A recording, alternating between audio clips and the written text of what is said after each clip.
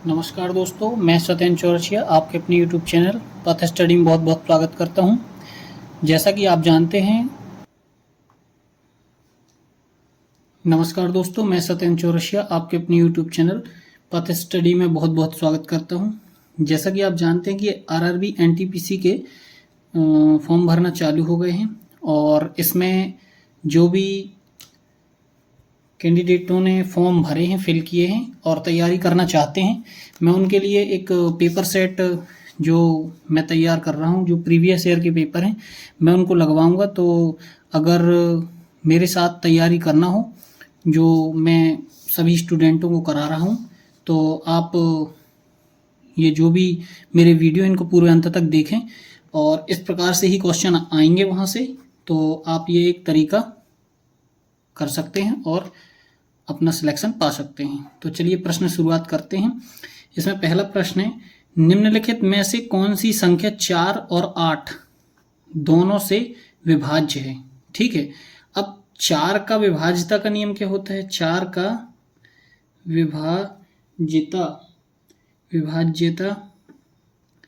का नियम मतलब कोई भी डिजिट है, वो जितने भी अंक की हो, कोई संख्या जो 4 से तभी विभाजित होगी जब उसके अंतिम 2 अंक, ठीक है ना, अंतिम 2 अंक जो है 4 से विभाज्य हो जाएं। कोई भी संख्या ले लो, जैसे अंतिम 2 अंक अपन मान लें 32। ठीक है, अब यहां आप कोई भी अंक रख दो। ठीक, यहां मैंने रख दिया मान लो 10। ठीक है, अब इसको 4 से भाग दिए तो 4 दूनी 8, बचे 2 तो हो गए 23, तो 4 पंचे 20, बचे 3 तो हो गए 32, तो 4 अट्ठे 32, 4 एकम 4, ऐसे। तो अंतिम 2 अंक जो हैं 4 से विभाजित होना चाहिए। कितने? अंतिम 2 अंक। ठीक है, इसी प्रकार 8 का विभाज्यता का नियम क्या है? 8 का विभाज्यता का नियम कहता है कि अंतिम 3 अंक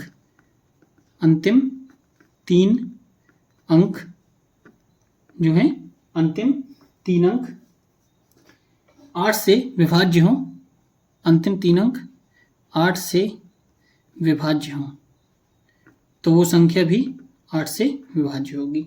ठीक है ना। इस प्रकार आप अपन इसमें ये देख सकते हैं, अगर ये आपसे विभाज्यता के नियम नहीं भी आते तो सीधे भाग दे दें। 8 का दिए तो 8 चौके 32, 32 और 6 38। ठीक है, ये लॉन्ग ट्रिक है लेकिन मैं कर दे रहा हूँ। 8 चौके 32, 32 और 6 38, 62, 8 सत्ते 56, 56 और 6 62, 8 अठैया 64। ठीक है, ये हो गया। अब इस प्रकार से अपन ये कर सकते हैं। तो अब ये इसी में चला गया 8 का, अगर 4 का जा रहा तो ये भी हो जाएगा। तो 4 सत्ते 8, 4 अट्ठे 32, 4 नाम 36, तो 4 नाम 36, 4 नाम 36, बचे 2, 4 पंचे 20, बचे 2, 4 छंग 24। ये एक ट्रिक हो गई। या फिर आप वही जो मैंने बताया, 8 और 4 अंतिम 3 अंक, ये 8 का विभाज्यता का नियम क्या है? अंतिम 3 अंक 8 से विभाज्य हों, तो 8 धाम 80, 8 ती 24, और 4 का क्या है? अंतिम 2 अंक विभाज्य हों, तो 4 छंग 24। तो ये करेक्ट ऑप्शन है। ठीक है, तो इस प्रकार आप कर सकते हैं। अब नेक्स्ट क्वेश्चन अपन हम करते हैं।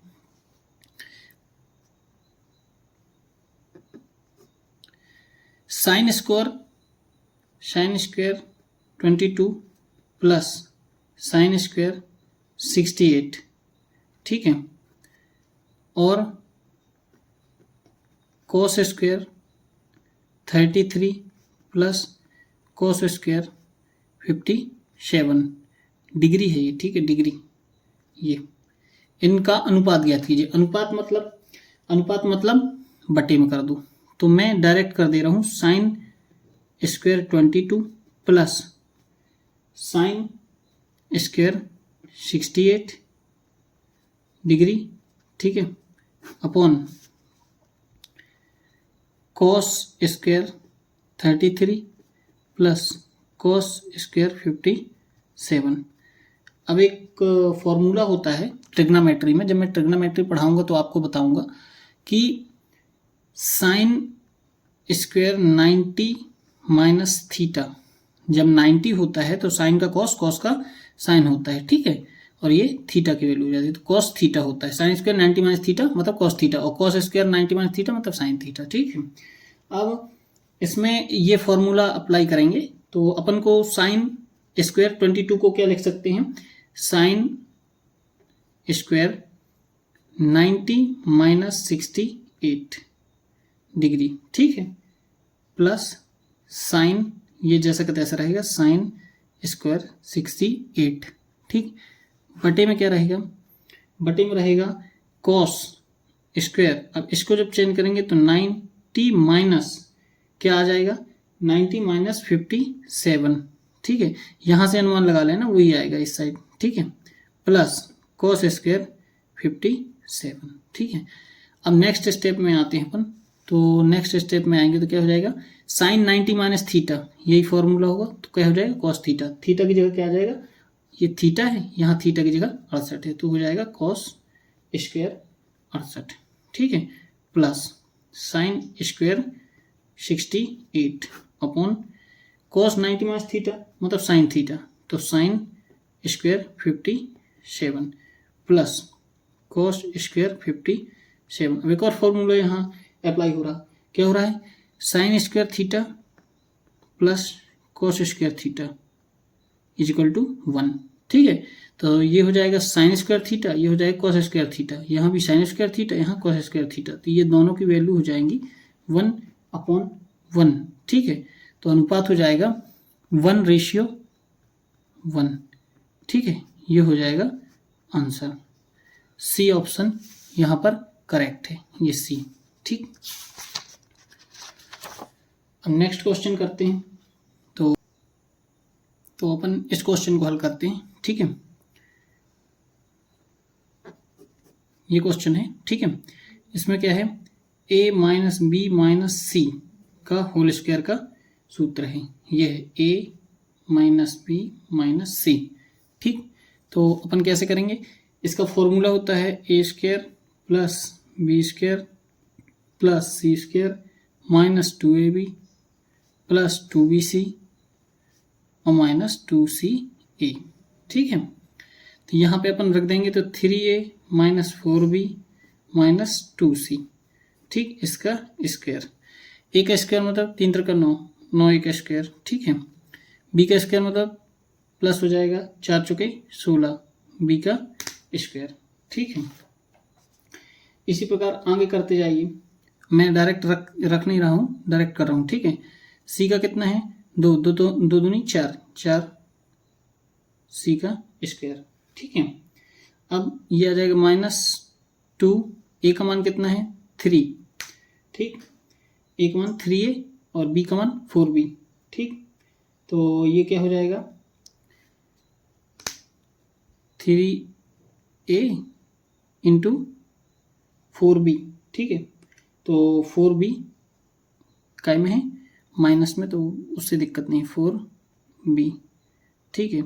तो 4 × 12 दूनी 24, तो ये क्या हो जाएगा माइनस का, यहाँ पे नेक्स्ट स्टेप में 24ab। अब ये वाले का करेंगे तो +2, b का मान कितना है, b का मान है यहाँ पे 4b, ठीक है, 4b इंटू करके, ठीक।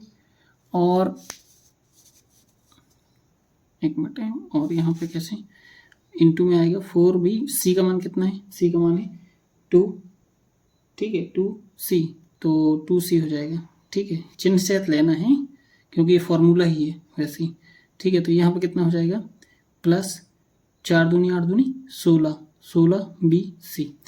अब अगर मान लो इतने में ही पहचान में आ रहा है कोई, तो आप आराम से टिक मार सकते हैं, लेकिन इसमें क्या है कि इसमें 2 ऑप्शन है, एक ये है 9a 9a का स्क्वायर, 16b 16b का स्क्वायर, 4c 4c का स्क्वायर, -24a -24a, यहाँ +16b bc, तो +16bc आ रहा, मतलब अपन को लास्ट वाला भी निकालना पड़ेगा, ठीक है। अब माइनस ये वाला बचा -2ca, तो ये कैसे करोगे, तो -2c का मान है 2c, a का मान है 3a, ठीक है। तो हो जाएगा -2 दूनी 4 12 12a, तो ये c, ये आ गया 12a, ये है 16bc 16bc, ये है -24ab -24ab, तो इस प्रकार से इसका आंसर जो है डी ऑप्शन हो जाएगा। ठीक है, ऐसे लगा सकते हैं, लेकिन इसमें थोड़ा सा ये जो दिया था इसमें थोड़ा सा कठिन था, नहीं तो अगर मान लो ऑप्शन डिफरेंट होते तो ऐसे ही देख के पहचान जाती। ठीक है, अब नेक्स्ट क्वेश्चन करेंगे। 7 मीटर त्रिज्या और 20 मीटर ऊंचाई वाले एक बेलनाकार टंकी में भरे पानी की मात्रा ज्ञात कीजिए। यह ज्ञात है कि टंकी पूर्ण रूप से भरी हुई है। ठीक है, तो ये एक टंकी है। ठीक है, अब यहाँ से यहाँ तक का ये जो आर है ये कितना है, 7 मीटर। ठीक है, और 20 मीटर ऊंचाई, ये कितनी है, 20 मीटर हाइट, ये हाइट है। ठीक है, 20 मीटर हाइट। तो बेलनाकार टंकी में पानी की मात्रा ज्ञात करना है। ठीक है, तो पानी की मात्रा इज इक्वल टू बेलनाकार टंकी का आयतन होगा। ठीक है ना, ये जो पूरा है इसमें बेलनाकार टंकी का आयतन, टंकी का आयतन। ठीक, बेलनाकार टंकी का आयतन क्या होता है, बेलन का आयतन pi r square h, pi r square h. Pi का मान क्या हो गया, 22/7। आर का मान कितना है, आर का मान है 7, तो 7 गुणित 7, क्योंकि स्क्वायर लगा है तो 2 बार लिख दिया। हाइट कितनी है, 20।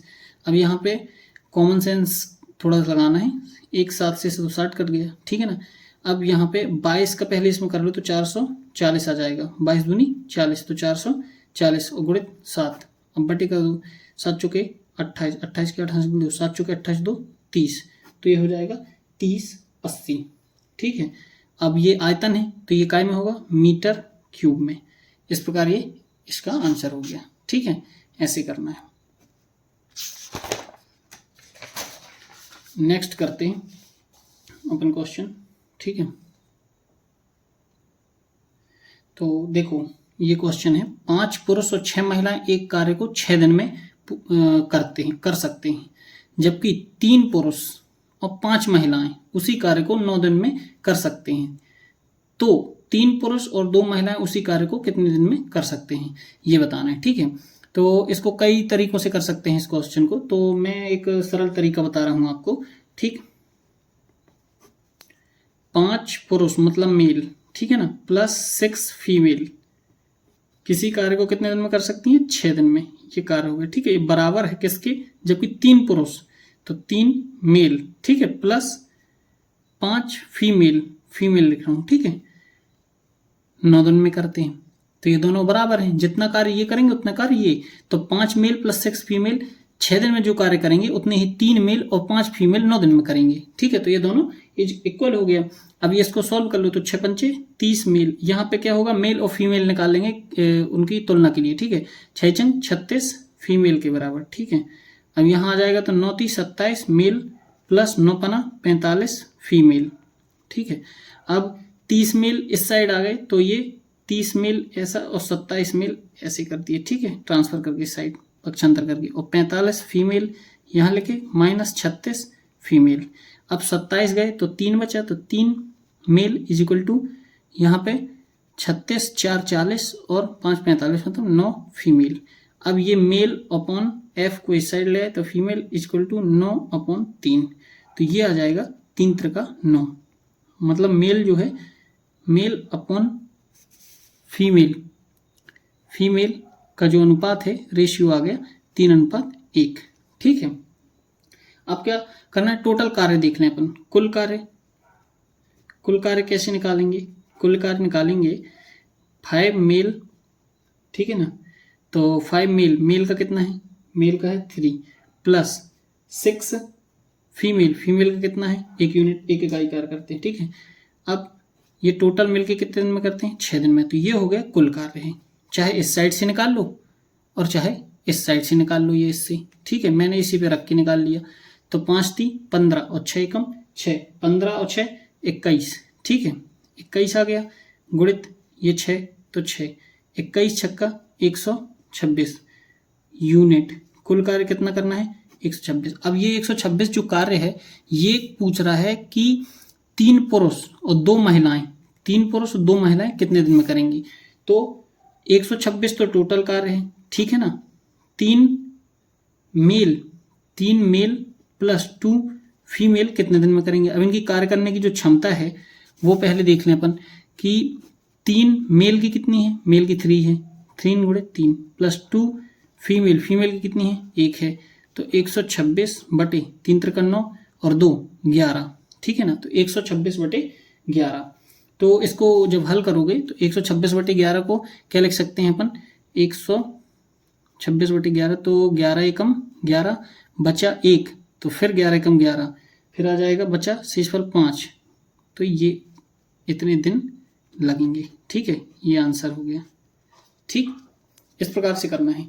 तो अब नेक्स्ट क्वेश्चन पे चलते हैं अपन।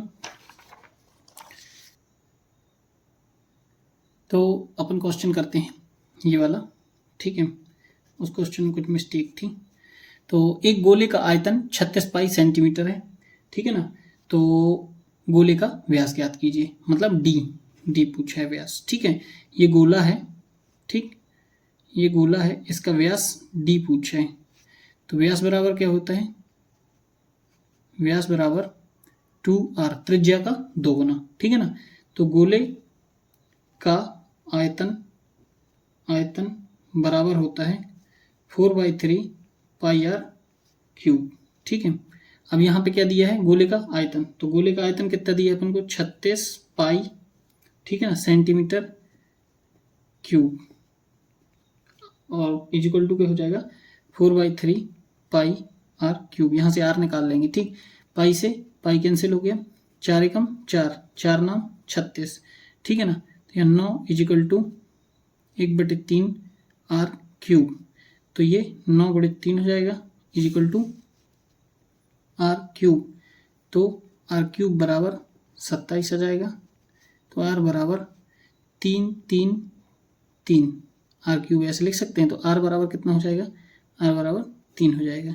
जब r बराबर 3 है तो d बराबर क्या होता है 2r, तो d बराबर क्या हो जाएगा 3 दूनी 6 सेंटीमीटर, ठीक है, ये इसका आंसर होगा। ठीक, इसी प्रकार नेक्स्ट क्वेश्चन देखते हैं। ये क्वेश्चन जो है, अब एक ये क्वेश्चन है प्रश्न, ठीक है, ये ट्रिक वाले क्वेश्चन है, ठीक है ना, इनको सॉल्व करेंगे तो फंस जाएंगे, इससे अच्छा इनको पहचानो। ठीक, यहाँ दशमलव के बाद कितने अंक हैं, 1 अंक, कितने अंक हैं 1, यहाँ दशमलव के बाद कितने हैं 1 अंक, ठीक है ना, यहाँ दशमलव के बाद कितने हैं 4 अंक, 1 2 3 4, तो टोटल जो है जो ऑप्शन दिए हैं 1 2 3 4, इन सभी ऑप्शनों में जो है जो आंसर होगा ना 4 5 6, जिसमें टोटल दशमलव के बाद 6 अंक होंगे वही आंसर होगा। अब दशमलव के बाद गिनो, दशमलव के बाद 3 अंक इसमें हैं तो 3 ये हो गए, 2 इसमें हैं 5 और 4 ये है 9, ये नहीं हो सकता। 3 दशमलव के बाद 3 है, दशमलव के बाद 3 है, ये आंसर हो सकता है। ठीक है, 2 3 2 5, इसमें है 4 2 6 2 8, नहीं, मतलब बी ऑप्शन होगा, बी आंसर सही है। ठीक है, इस प्रकार से इसको कर लेना। तो इसको अगर मान लो आप ट्रिक से करेंगे तो इसी प्रकार से ट्रिक, एक बार और बता दे रहा हूँ। दशमलव के बाद यहाँ कितने हैं 1 अंक हैं, यहाँ कितना है 1 अंक, 2 अंक हो गए, और यहाँ कितने हैं 4 अंक हैं। तो टोटल दशमलव के बाद जो होंगे, एक प्रकार से अगर अपन हल करें, दशमलव के बाद 4 5 6 अंक आना चाहिए दशमलव के बाद। ठीक है ना, दशमलव के बाद 6 रहना चाहिए अंक। ठीक, तो यहाँ पे देखो 3 है, यहाँ 1 भी नहीं है, तो 3 ये जुड़ गए और 3 ये 6, तो ये आंसर हो गया। बाकी कहीं नहीं होंगे, यहाँ पे 4 और 2 6 और 3 9, यहाँ पे 2 3 और 2 5, यहाँ पे 4 और 2 6 और 2 8, मतलब 6 कहीं नहीं है। दशमलव के बाद 6 अंक इसमें है, तो दशमलव के बाद 6 आंसर में होंगे, तो ये बी आंसर करेक्ट है। ठीक है, ऐसे बी आंसर हो जाएगा। ठीक, अब इसी प्रकार और नेक्स्ट क्वेश्चन देखते हैं अपन।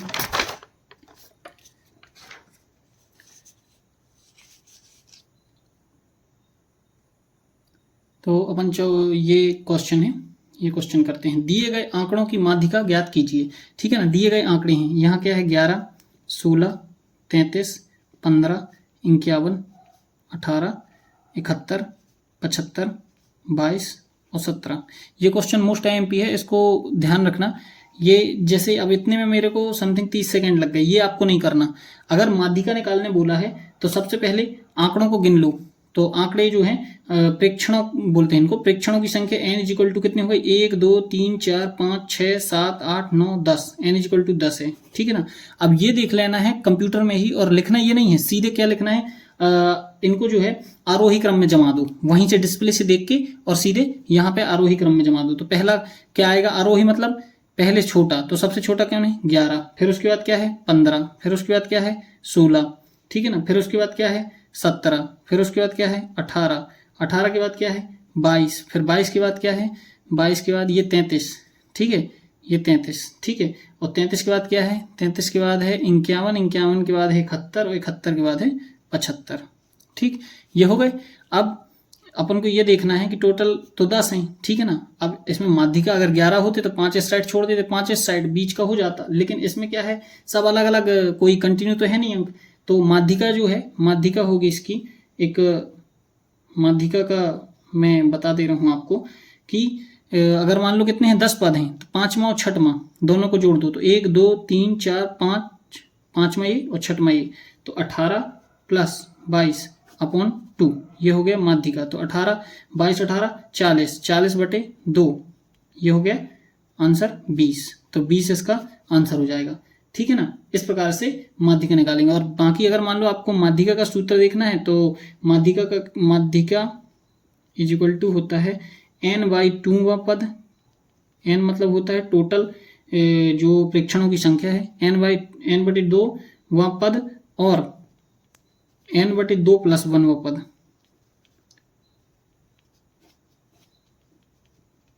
ठीक है।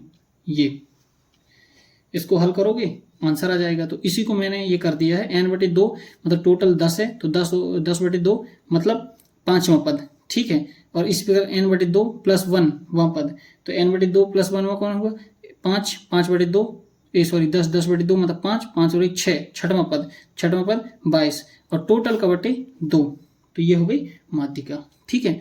इस प्रकार से भी कर सकते हैं और इस तरीके से भी। मेरा कहने का मतलब ये है कि आप डिस्प्ले में सीधे ये देखना है, और सीधे अगर माध्यिका पूछा है, अगर माध्यिका पूछा है तो सबसे पहले वहीं से आरोही क्रम में जमा लें, घटते बढ़ते क्रम में, पहले छोटी फिर उससे बड़ी फिर उससे बड़ी, और देख लें कितने हैं। अगर यहाँ पे n = 10 हैं, अगर 11 होते तो जो भी है उसके लिए फॉर्मूला वो यूज करते, 12 होते तो 7 दूनी 14, 6वां और 7वां करते, उस दोनों का भाग देके और 2 का भाग दे देती, ठीक है। अब इस प्रकार ये क्वेश्चन हो गया। अब नेक्स्ट क्वेश्चन करते हैं, ठीक है। ये लिखा है ए की आयु बी की आयु से दोगुनी है, ठीक है ना। किसकी आयु, ए की आयु बी की आयु से दोगुनी है, बी की आयु सी की आयु के 1/3 के बराबर है, बी की आयु सी की आयु की। तो सबसे पहले सी माना, सी की आयु कितनी है, माना सी की आयु कितनी है, x है। 2 तरीका बताऊंगा इसमें, ठीक है, x है। अब c की आयु के 1/3 के बराबर है b की, ठीक है ना। तो b की आयु कितनी हो जाएगी, b की आयु हो जाएगी x/3, ठीक है ना। ये लिखा ना, c की आयु के 1/3 के बराबर है b की आयु, तो b की आयु c की आयु के 1/3 हो गई, ठीक है। a की आयु b की आयु से दोगुनी है, ठीक है। a की आयु यहाँ कर दे रहे हैं, b की आयु ये है, इसका 2 गुना कर दे तो 2x/3 ये हो जाएगा। अब ये बोल दिया कि ए बी सी की आयु का योगफल 42 है, ये तीनों का योगफल कर दो, आंसर आ जाएगा x + x/3 + 2x/3, ठीक है ना। अब ये अपन एलसीएम लिए तो 3, यहाँ पे 1 का भाग दिया तो 3 बार, ऊपर गुणा करे तो 3x, 3 का भाग दिया इसमें तो 1 बार गया, ऊपर गुणा करे तो x, इसका भाग दिया इसमें 1 बार गया, ऊपर गुणा करे तो 2x इजिकल टू कितना है, इजिकल टू है इसका 42, 3 3 2 5 और 1 6, 6x बराबर 42 गुणित ये हो जाएगा 3, 6 कम 6 6 7 42, x इजिकल टू क्या आ जाएगा, x इजिकल टू आ जाएगा 7 3 21, ठीक है ना। पूछा गया है a और b की आयु का योगफल ज्ञात कीजिए। x क्या है, x तो c की आयु, c की नहीं चाहिए, ठीक है। अपन को चाहिए a और b की, तो a का मान कितना है, a का मान है a + b की ना, तो a का मान है 2x/3 + x/3। तो अगर दोनों का योग पूछा है तो अपन अगर इसको हल कर लें, फिर x का मान रख दें, ठीक है। तो ये हो जाएगा 3 2x + x is equal to 3x + 3, तो 3 से 3 कट गया मतलब x, और x का मान कितना है 21, मतलब 21 आंसर होगा इसका, ठीक है। ए और बी की आयु का योगफल, ए और बी की आयु का योगफल कितना होगा 21 वर्ष। एक सेकेंड ट्रिक और बता दे रहा हूं मैं आपको, इसमें सेकेंड ट्रिक में ये ध्यान रखना कि क्या बोला है ये, अपन इसको अनुपात के तौर पे भी कर सकते हैं। यहाँ पे 3 ले लो, ठीक है।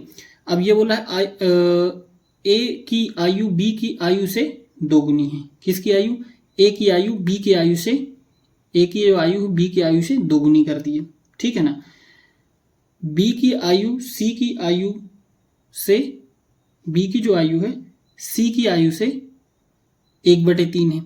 तो 1/3 है तो ये जब 3 होगी तब ये 1/3 गुनी होगी। कैसे? कि अगर मैं बोला कि बी की आयु सी की आयु के 1/3 के बराबर, सी की आयु ये हो गई, बी की आयु कितनी होगी, बी की आयु ये हो गई, सी की आयु अगर 3 होगी तो 3 से 3 कट गया, मतलब 1 होना चाहिए। बी की जो आयु है सी की आयु के 1/3 के बराबर हो गई, ठीक है ना। तो इस प्रकार से आप अगर देखेंगे तो ये आयुओं का अनुपात आ गया, ठीक है। कितना आ गया? 2:1:3। इस प्रकार से भी कर सकते हैं। सी की आयु 3 है, इसके 1/3 के बराबर हो गई है, इसके 1/3 के बराबर हुई ना। सी की आयु कितनी है? 3 है, 3 का 1/3, जैसे 3 है उसका 1/3 बराबर बी। देखो 3 से 3 कटा, ये आया 1, तो बी का मान कितना आया? 1। क्वेश्चन में बोल रहा, ठीक है।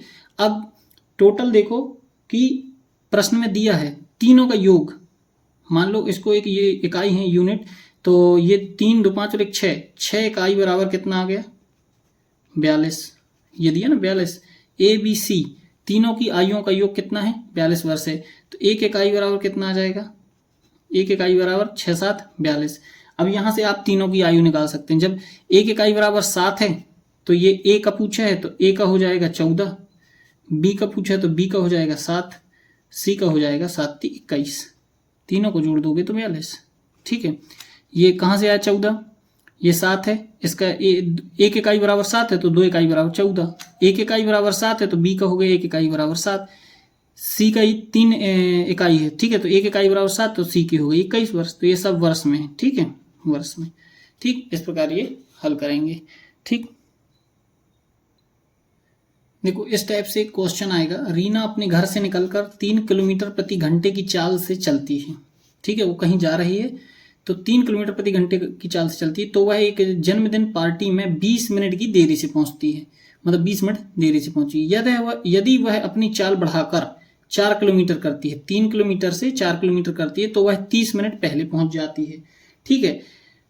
तो उसके घर और जन्मदिन पार्टी वाले स्थान के बीच की दूरी ज्ञात कीजिए। मान लो ये उसका घर हो गया, ठीक है, और ये हो गई पार्टी का स्थान। तो यहां से ए पॉइंट हो गया घर, बी हो गया पार्टी स्थान, ठीक है। यहाँ के बीच की दूरी ज्ञात करना है, ठीक है ना। तो अब अपन कैसे करेंगे? इसका एक फॉर्मूला है, सीधे डायरेक्ट बता रहा हूं। दूरी इज इक्वल टू क्या होता है? चालों का गुणनफल बटे जो चालें दी हैं उनका अंतर, चालों का अंतर गुणित समय का अंतरफल, ठीक है। तो कैसे करते हैं? चालों का गुणनफल कितना हो गया? तो एक 3 किलोमीटर प्रति घंटे की चाल से चलती है और फिर 4 किलोमीटर प्रति घंटे की चाल से चलती है, ठीक है। तो ये चालों का गुणनफल हो गया। चालों का अंतर है तो चालों का अंतर पहले बाद में 4 चलती है और फिर 3 किलोमीटर प्रति घंटे की स्पीड से चलती है, गुणित समय का अंतराल। तो पहले वो 30 मिनट, बाद में वो 30 मिनट पहले पहुंचती है और पहले वो 20 मिनट लेट पहुंचती है, ठीक है। और टोटल ये घंटे हो गए, ठीक है। तो ये 60 लेना है, याद रखना है, ठीक है। तो 4 × 3 = 12, 4 में से 3 गए 1, गुणित 30 20 50, 50/60, ठीक है। 12 एकम 12, 12 पंचे 60, 5 धाम 50, ये आ गया 10 किलोमीटर। दूरी जो है टोटल 10 किलोमीटर आ गई, ठीक है, ये बहुत सही, इसको बस ध्यान रखना, आप इसको करना है, ठीक है। तो इस प्रकार से ये हल करना है, और अगर आप दूसरी तरीका करेंगे तो उसमें लेंदी हो जाएगा, फंस जाओगे। इसलिए ये जो मैंने ट्रिक बताई, ये सवाल में ये क्वेश्चन का जो सूत्र है ये याद रख लेना, बस आपसे ये क्वेश्चन बन जाएगा, कहीं नहीं फंसेंगे आप, ठीक है। अब नेक्स्ट क्वेश्चन करते हैं। तो अब ये क्वेश्चन करेंगे, एक पाठ्य पुस्तक में कुल 892 पृष्ठ हैं। कितने हैं? 892।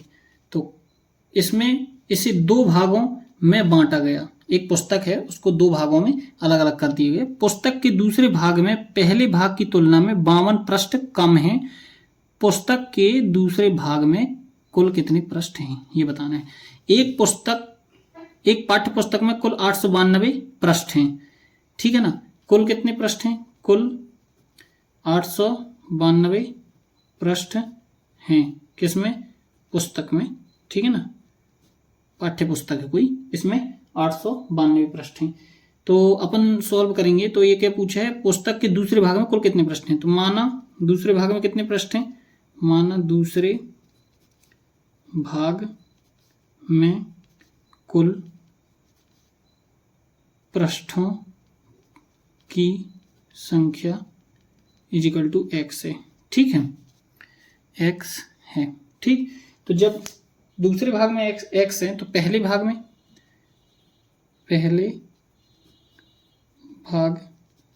में कुल पृष्ठों की संख्या इजिकल टू क्या होगी? x प्लस, अब देखो पहले भाग की तुलना में 52 पृष्ठ कम हैं। किसमें कम है? दूसरे वाले में, ठीक है ना। तो पहले भाग में क्या होंगे? 52 अधिक होंगे, ठीक है ना। तो ये अपन यहां से पकड़ लिए क्वेश्चन। अब बस इतना अगर मान लो आपने कर लिया, मतलब आपने हल कर लिया। अब ये पहला पृष्ठ हो गया, दूसरा हो गया, और टोटल ये दिए हैं। तो ये हो गया x प्लस 52 इजिकल टू 892, ठीक है ना। तो 2x प्लस 52 इजिकल टू 892। तो 2x इजिकल टू 892 में से 52 घटा दें, तो 52 घटाएंगे तो ये 0, 9 में से 5 गए तो 4, 840 ये हो गया। 840 और 2x is equal to 840, x is equal to 2 से भाग दे देंगे तो 2 चौके 8, 2 दूनी 4, 420। x इजिकल टू कितना आ जाएगा? 420। तो इस प्रकार से जो है पुस्तक के दूसरे भाग में दूसरे भाग में पृष्ठों की संख्या कितनी आ गई यहाँ पे? 420, ठीक है। ये 420 आ गई, ये हो गया आंसर, ठीक है। इसी प्रकार आगे नेक्स्ट क्वेश्चन की देखते हैं। पिछले वर्ष रंजन का मासिक वेतन, ठीक है, ये वेतन वाले भी सवाल आ सकते हैं। पिछले वर्ष रंजन का मासिक वेतन पिछले वर्ष कितना है? पिछले वर्ष कितना है? 34,500, ठीक है ना। कितना है? 34,500 पिछले वर्ष रंजन का मासिक वेतन, ये मासिक वेतन है, ठीक है ना। वर्ष में कितने माह होते हैं? एक वर्ष में 12 माह, ठीक है ना। एक वर्ष में 12 माह, और इस वर्ष उसका मासिक वेतन 38,640 था। तो पिछले वर्ष का ये हो गया। और वर्तमान में अभी कितना है? वर्तमान में पिछले वर्ष मासिक वेतन है, ठीक है, मासिक वेतन। और वर्तमान में मासिक वेतन कितना है? मासिक वेतन 38,640। अब क्या बोल रहा है? पिछले वर्ष की मासिक वेतन की तुलना में इस वर्ष रंजन के मासिक वेतन में कितने प्रतिशत की वृद्धि हुई? बहुत सरल सवाल है, ठीक है। इस वर्ष जो मिल रहा है उसमें से पिछले वर्ष का घटा दो, और पिछले वर्ष का घटाने के बाद जो पूर्व में मिल रहा था उसके कितने परसेंटेज है ये बता दो, आंसर हो गया। तो ये क्या करना है? 38,640 माइनस 34,500, इसमें से घटाएं तो 0 में से 0 गए तो 0, 4 में से 0 गए तो 4, 6 में से 5 गए तो 1, 8 में से 4 गए तो 4, 3 में से 3 गए तो 0, ठीक है। तो 4,140 ये आ गया। अब ये 4,140 जो है 34,500 का कितने परसेंट है? कितने परसेंट है? ये आंसर हो जाएगा कितने परसेंट है, तो निकाल लो। तो 4,140, ठीक है, 4,140 बटे 34,500 गुणित 100, ठीक है। 1 2 शून्य से 2 शून्य कट गए, ठीक है। अब क्या कहाँ से कटेगा, 5 से, 5 छक्का 30, 5 नाम 45, 5 अट्ठे 40, एक बचा तो 5 दूनी 10, बचे 4 तो 40, तो 5 अट्ठे 40। ठीक है, अब किससे काटेंगे, 69 है तो अगर 13 से कट जाए तो 13 से नहीं कटेगा, 3 से काटें, 3 दूनी 6, 3 त्रिका 9। अब यहाँ काटे तो 3 दूनी 6, बचे 2 तो 3 सत्ते 21, 3 छंग 18, 23। ठीक है ना, अब 23 से काटेंगे तो 23 एकम 23, ठीक है ना, 23 एकम 23, बचे कितना, तो 4 बचे, ठीक है ना, तो 23 दूनी 46, तो ये आ गया 12%, 12% ये आंसर हो जाएगा। ठीक है, इस प्रकार करना है। फिर से बता दे रहा हूँ, पिछले वर्ष रंजन का मासिक वेतन 34,500 रुपये था और इस वर्ष उसका मासिक वेतन 38,640 रुपये है। पिछले वर्ष के मासिक वेतन की तुलना में इस वर्ष रंजन के मासिक वेतन में कितने % की वृद्धि हुई है। तो क्या करना है, जो बढ़ा हुआ वेतन है, मासिक वेतन, ठीक है ना, और जो पूर्व का वेतन है अपन ने उससे घटा दिया, उससे घटाया तो कितना आया, 4,140। ठीक है ना, अब पूर्व में कितना मिल रहा था, 34,500, तो 34,500 जो है इसका कितने %, 4,140 है, ये आंसर हो जाएगा, क्योंकि ये बढ़ा हुआ मिल रहा है, ये क्या मिल रहा है, बढ़ा हुआ, तो ये आंसर हो गया। इस प्रकार जो है आपको क्वेश्चन करना है और किसी भी तरीके से टाइम निकाल के ये क्वेश्चन लगाना है, चाहे कहीं भी आप ड्यूटी कर रहे हैं या बैठे हों, आप आधे घंटे 1 घंटे का टाइम निकाल लें, ज़्यादा नहीं है, आधे घंटे की वीडियो है, इसमें टाइम निकाल करके आप इस प्रकार ये हल करें तो आपकी जो गणित है, गणित काफ़ी सुधरेगी और सिलेक्शन होगा आपका निश्चित रूप से। तो आपसे जो है ये मेरा निवेदन है कि आप लोग जो है वीडियो में बने रहें, और अगर मेरा वीडियो अच्छा लगा हो तो वीडियो को लाइक करें, शेयर करें, सब्सक्राइब करें, और गणित के अन्य वीडियो के लिए मैसेज जरूर छोड़ें, किसी प्रकार के जो है मैसेज कर दें कि सर मेरे को ये पढ़ना है। तो अभी मैं केवल ये लगवा रहा हूँ और फिर आगे चल के जो है सेट लगवाने के बाद आगे मैं आपको पर्टिकुलर एक एक चैप्टर की वीडियो दे दूंगा, तो आप वीडियो भी आराम से देख सकते हैं। वीडियो देखने के लिए धन्यवाद, आपका दिन शुभ हो।